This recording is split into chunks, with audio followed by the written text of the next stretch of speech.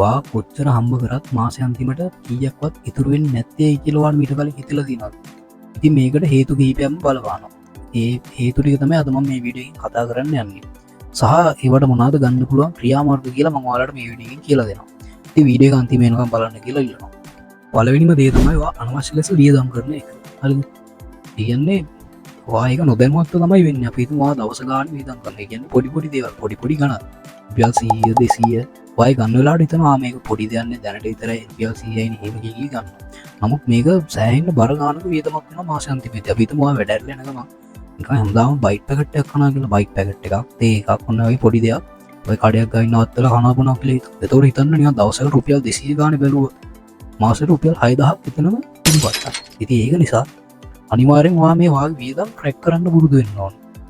දෙවැනි හේතුව තමයි එක ආදායම් මාර්ගයක් මත යැපෙන එක. හරිද? ඒතකොට මේක ඇවිල්ලා ගොඩ දෙනෙක් කරන මිස්ටේක් එකක්.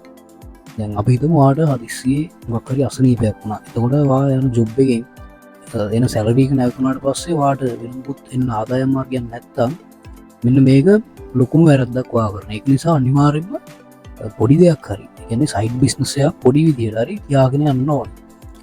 ඒකට ගොඩක් දේවල් තියෙනවා කරන්න පුළුවන් සයිඩ් ඉන්කම් එකක් හදාගන්න. හරිද? ඒක මේ මහා පරිමාණයෙන් වෙන්න ඕනේ නැහැ. පොඩි දවසට අපි හිතමු රුපියල් 1000ක්. දවසට 1000ක් වෙන විදියට හදාගත්තා නම් හොඳටම ඇති. ඉතින් දෙවෙනි එක විදියට ඒ වැරද්ද කරන්න එපා අයියයි. ඔයාලට දැනටම සයිඩ් බිස්නස් එකක් නැත්නම් හෙට අනිද්දාම පටන් ගන්න. තුන්වෙනි වැරද්ද තමයි ඔයා කීයක්වත් ඉතුරු කරන්නේ නැති එක.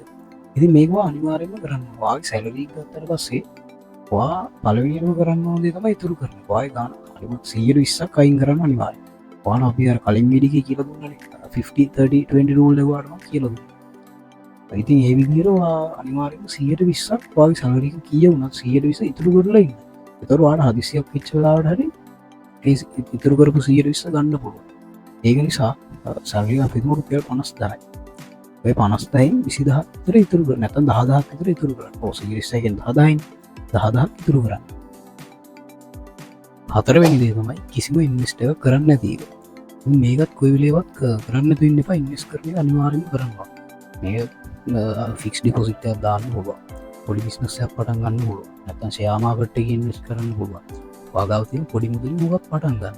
ඉන්වෙස්ට් කරන්න කියන්නේ ඔයාගේ තියෙන සල්ලි ඩබල් වෙන්නේ නැහැ. ඒක පාට අදිසියට කාලයක් ගියාට පස්සේ සල්ලි නැහැ. මේ ඉන්වෙස්ට් කරන්න කියන්නේ ඉතින් හැමදාම සල්ලි නැහැ වගේ තමයි. ඒක නිසා අනිවාර්යෙන් ඉන්වෙස්ට් කරන්න පුරුදු වෙන්න ඕන. පස්වෙනි එක තමයි ස්කිල් එකක් ඩෙවලොප් කරන්නේ නැති එක. හිතන්න දැන් A level කරාට පස්සේ O level A level කරාට පස්සේ අපි ළමයි සාමාන්‍යයෙන් කෙලිම කරන්නේ ජොබ් එකකට යනවා එක්ස්පීරියන්ස් ගන්න කියලා.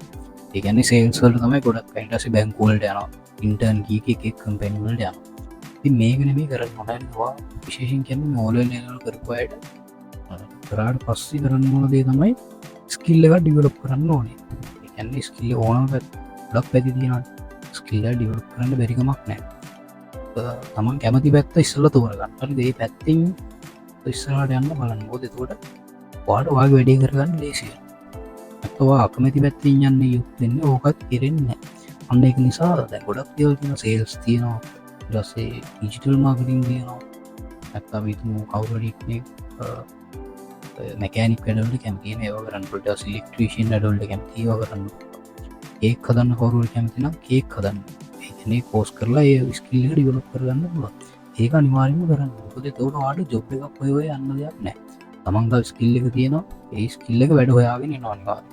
අන්න ඒක නිසා ස්කිල් එක ඩෙවලොප් කරන්න ඕනේ. අන්තිම දේ තමයි හොඳ නෙට්වර්ක් එකක් බිල්ඩ් කරන්න ඕනේ. හරිද?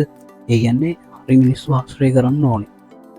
මේක මේ මිනිස්සුන්ට අපහාස කරන්න කියනවා නෙමෙයි. ඒවා ඒ කියන්නේ කුණුවතු ගන්න මනුස්සයෙක් ඉඳන් ඉහළ තලවල ඉන්න මිනිස්සුත් එක්කත් ඇසුරුකම් තියාගත්තරම නෑ. හරිද? ඒ වුණාට ඔය යාළුවෝ තෝරගද්දී ගොඩක් පරිස්සම් වෙන්න ඕනේ. මොකද ගොඩක් යාළුවෝ ඉන්නේ වාසියට විතරයි. හරිද? අන්න ඒක නිසා ගොඩක් හැම වෙලේම බලන්න පුළුවන් තරම් Tamanට වඩා ඉස්සරහින් ඉන්න මිනිස්සු එක්ක ඇසුරු කරන්න. ඒ කියන්නේ Tamanට යන්න ඕනේ කොතනද? Taman අපි හිතමු ඔයාට අවශ්‍යයි BMW එකක් පදින්න. එහෙනම් ඔයා ඒ උපදෙස් ගන්න BMW එකක් පදින මිනිස්සෙක්ගේ.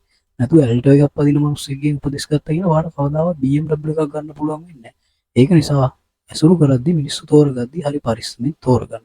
ඉතින් ඔයා අද වීඩියෝ එකෙන් ඉගෙනගත්ත වැරදි දේවල් 5 කරන්න නැති වෙයි කියලා මම හිතනවා. ඉතින් ඔයා අද ඉන්නවට වඩා හොඳ තැනක ඉඳී කියලා මම බලාපොරොත්තු වෙනවා. එහෙනම් අපි ඊළඟ වීඩියෝ එකෙන් හම්බෙමු.